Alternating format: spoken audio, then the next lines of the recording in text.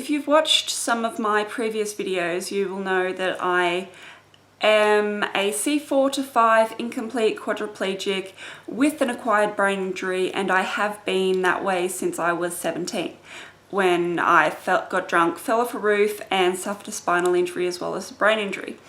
And in a few videos that I've done previously, I've talked about life after an acquired brain injury, and I haven't actually gone into too much depth about it, and I wanted to go into some detail of that. And up until recently, I haven't really had much of an experience of exactly what the brain injury has done to my brain, literally. When I first had my accident, it was like a few months until I could actually start to think and talk and understand what was going on. And when I had the tracheostomy in, which is a tube that went in through here into my lungs, like a air breathing tube thing, I couldn't really talk when that was in, and when it came out, because I had the brain injury, I sort of started to scramble my words. I sort of knew what I was saying, but other people didn't know what I was saying because of the brain injury. And that sort of happens now, but not quite to that extent. What I have noticed is, I'll give you an example. A couple of weeks ago, there was these people that were at my place, and people that are in charge of my care hours and how many hours I get of care and certain aspects of that, like the carers when they're lifting and all the OH&S sort of stuff. And there was the lady in charge, and then there was the OT, and then my carer was there as well. And the OT and my carer were talking, and because my unit is very small, they were like very, very close, and they were talking quite loudly. And then the other lady that was in charge of the whole thing, she was talking to me, and my brain just, it was like my brain was doing hula hoops. I was trying to concentrate on too many things at the same time, because my carer and the OT were talking as well as the other lady that was talking to me. And it's like my brain just switched off. It would not allow me to think of what was going on.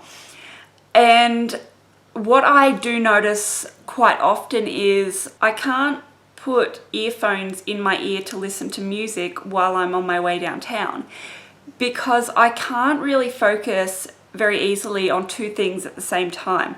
So listening to music as well as while I'm trying to focus on what I've got to do and, not get hit by cars when I'm taking myself downtown, it is very, very hard, and I get distracted very easily.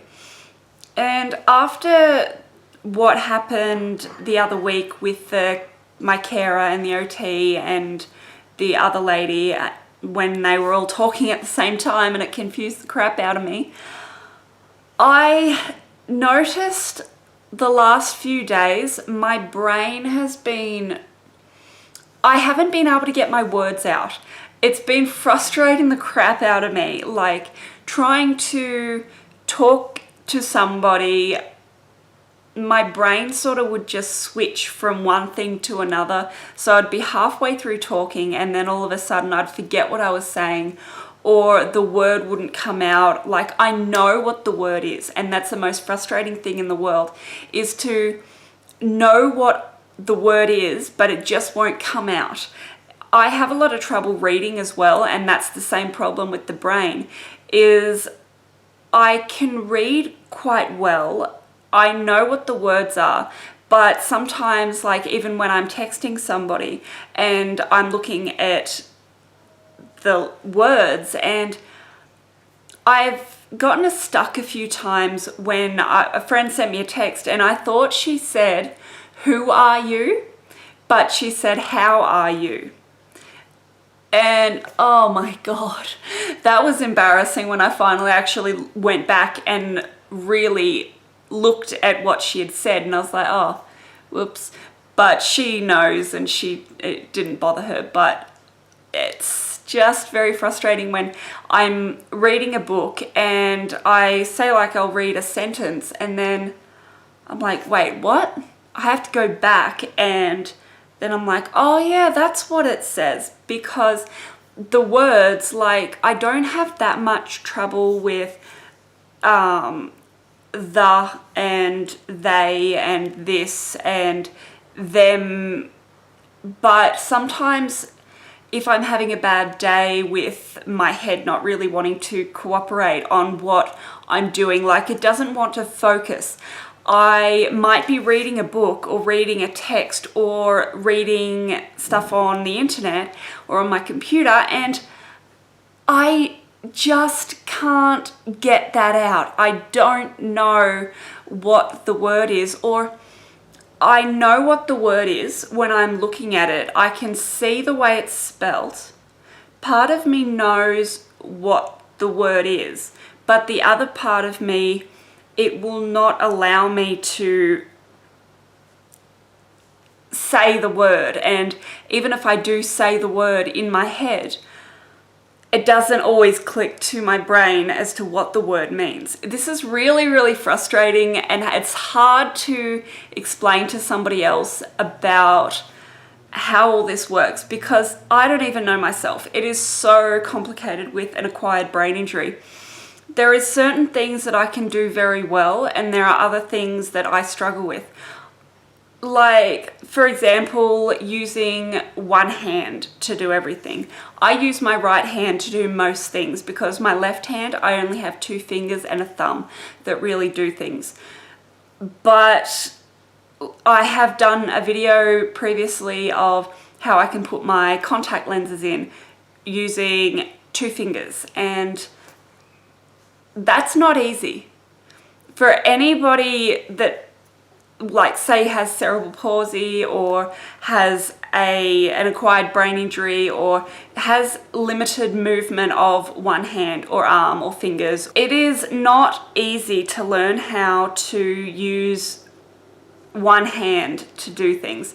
So don't get frustrated if you're trying to do something. You will find 1,000,001 ways how not to do it before you find one way that you can do it. I'm not sure if it's the brain injury that I have the problem with the hand movement, or if it's the spinal injury, or it could be both. I'm not 100% sure. Another thing that I've noticed with the acquired brain injury is that I have a very, very short attention span.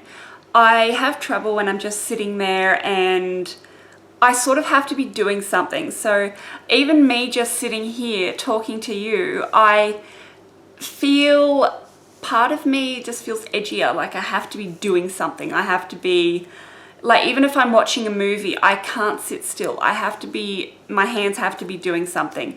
Even if it's painting, drawing, looking at the computer, just checking my phone or tidying things on my desk, I sort of have to be doing something all the time.